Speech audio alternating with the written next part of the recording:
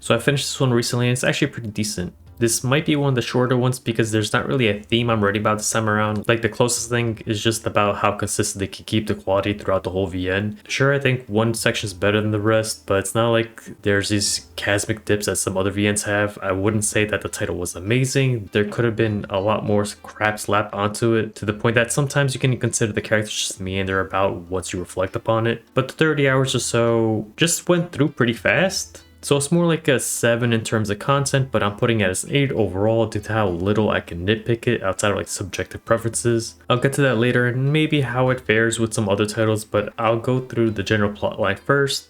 So the world is basically fucked. These robots called techies just popped up out of nowhere and they were massively OP to the point that none of the weaponry we had was any of use. Fast forward 1,000 years, humanity is still in combat with them, but much less so. They learned the techies' detection radius alongside their big honcho Kurakami been out of commission for now. They're still a threat, but people started getting powers along the centuries. Technically, I think they started popping up in the 1st century already, but they bang with the other people with the same powers or collect complementary powers to just keep on boosting their own power level. So because of that, humans have their own area called Kanto, the strongest of them becoming one of the elites, and they're just called swords. Anyways, your guy gets woken up from this like 1,000-year sleep and just gets called Shin. His job is to reintroduce concepts of his era back into Kanto, and basically that's just the gist of it. They spend a lot more time on the foundation, how the town works, and their ideologies and how to improve sections of it, compared to like, oh, let's do anything with the techies. Not like the techies aren't concerned, it's just that they're not really shown and just implied to be taken care of outside. Like, oh, so whoever's patrolling now, okay, they took care of it. Shin just has other things to do that are deemed more invaluable to the fucking town right now, right? There's only 3 routes this time around, and honestly, that's fine. There's an extra character I would have liked to see explored, but one of the routes was already kind of tapering off by the end anyway. The routes are usually split in 2, the setup and the development, following by being together if you go into the route. The true route doesn't really get that treatment, but there's also a section where it felt like they might have been a choice and they just took it out, whereas like, oh, one section will lead to the true ending and the other will just be a bad ending. The funny thing is my favorite route is Yuri, the first one available. Her section and route covers the town, the opportunity for individualism and commerce. It works basically because she's a stand-in for what the town represents. The other 2 are already swords, they're the elite, though really all 3 have some bases on the rope pull between what they personally want and what's needed for humanity, even if they fail here and there.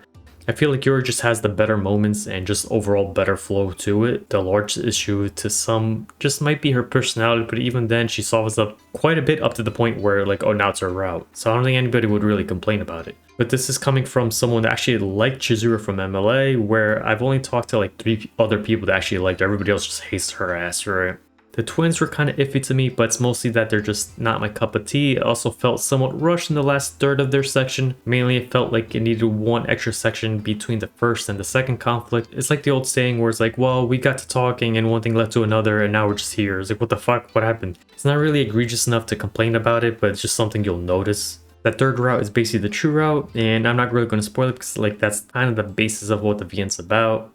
The soundtrack is really samey, it's all well done, but it's like Dragon Force and like their 2nd to 4th album or whatever, where it's like, if I play this one song, do you really know it's about Sonic Firestorm or if it's about Inhumane Rampage? It fits the mood, it fits the setting, but I'm just not going to remember any of it. The art is fine as always. I think the way they handled their clothes isn't as polished as it was in Abitsumi. On the other hand, they balance out the porn a lot better in this one. The main character is also more enjoyable to go through, but that's more on the case that I was just not a huge fan of Makoto at all. I wouldn't put Shin in my top 30 or anything. He's just serviceable, it works fine. This one is technically better than Chrono Clock and it's a lot more consistent in terms of quality, but there's no, I guess, call it like hype spike in the finale. It just written well and you can see what they're going for. The funny thing is that they actually spiked in Yuri's and the twins rather well, but the message what they're going for is delivered in the finale a lot better. Just the spike wasn't really there for me. Some people may be like, hey, this was great. To me, it's like, yeah, overall the VN was fine. It's like a high 7. I think it's the 2nd on the top of the Purple Software titles for me, that I've read anyway.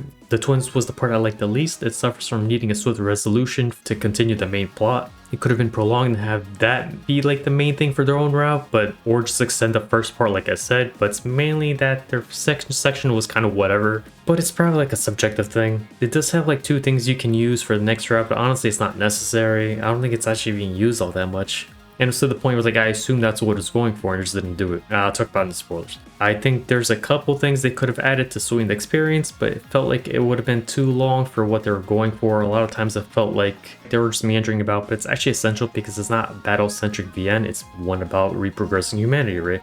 The ebbs and flows were so consistent that for one, you'd barely notice that nothing happens for long strides, but when the ride is done, you'd come to the realization of holy shit, things were going at a snail's pace. And I'm not even mad about it, sometimes that's all you need, but you're never gonna get a masterpiece out of that. It's just gonna be solid. To be fair, the last quarter is going a lot faster in terms of pacing than the rest, and that's kind of comical in a way because it seems like they assume like, well, we're kind of overstaying our welcome already. And sure, if you give me like under 15 hours, I probably would have said like, yeah, you did. So the spoilers will be light this time around, and this is mainly for the people that already finished it or don't care, but either way I'll be talking about some characters, and I won't explain who they are for the most part. So the section slash route I wanted was with Shiki. I think more people would prefer to have like a Tsubame route, but they actually kind of handled what she was about, and I don't think she'd have added like a huge amount more to the overarching plot. Shiki on the other hand already had a connection with the Twins route. Now the second half of the Twins route wasn't great for me, it was serviceable, but I thought maybe it was a way to connect to the next section, but no, it just went to Haru immediately.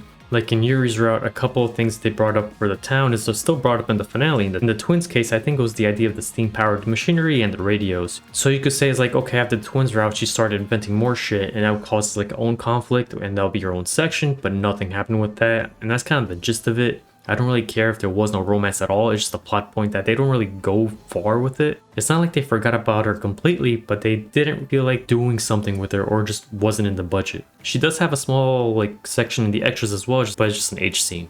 Another thing is they mentioned the other three swords, but they're just never used. Obviously, they're just there to fill in the ranks, but they explain their personalities, and I would have liked to at least see the one that never loses an argument, because all she is like she's an asshat and just shit talks everybody. It would have messed up the mood, but it would have been funny if she showed up in the epilogue just to shit talk Natsu, but that's just my kind of sense of humor.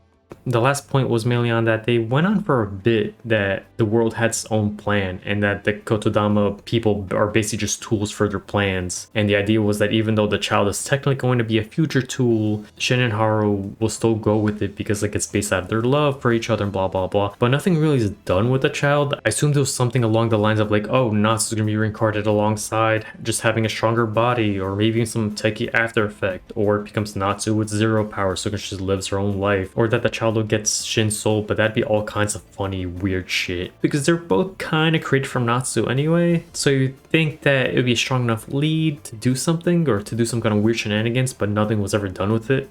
And then there's two small things. So the Kotodama power still has the same drawback from Amatsusumi, where it consumes your life pool. So there's this whole scene where she buffs up the whole town in the finale to their limits rate, and it drains like 20 to 30 years of her life force. Keep in mind, I think this is the first time they even brought it up. And anyways, you'd imagine like, oh, forcing physics of the world to change on a dime would be a lot more costly. Like speeding up some trees to grow is one thing, since like, oh yeah, it's still taking the nutrients from the soil. The soil is gonna die if you do it too many times, right? But removing friction from your air is a whole different matter.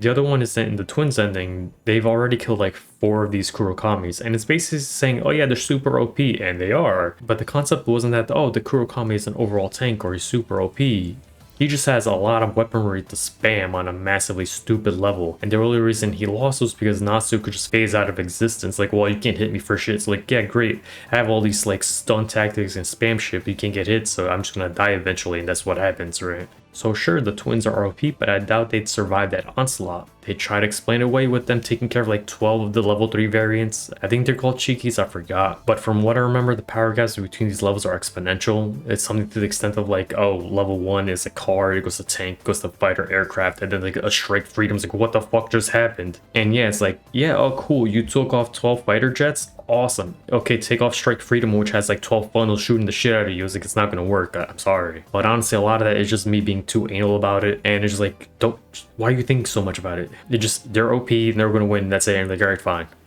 And that's basically it for this one. Probably by the time this gets released, I already updated my overall tier list on the block thing. It takes a while because the fucking image shit is annoying, and probably the favorites list as well. But the whole thing's like, a lot of things has changed in the overall, where I'm kind of being more lenient, but it turns out later on a lot more things went to D plus thing, because my D plus is still like a 6. But a lot of the like, oh, failure ones got moved up a bit, and like the Nukigi ones are raised up a bit because based on how I'm scoring things now. That will basically never have a video because I tried once and it was like 4 hours long. It was me kind of shit talking with a different guy who only read like 10 VNs, and then I just had to explain a lot of things. It was funny, but I tried to edit it once and the audio was kind of shit at the time, and the whole thing is like, I'm not editing in 4 hours of worth. It's not.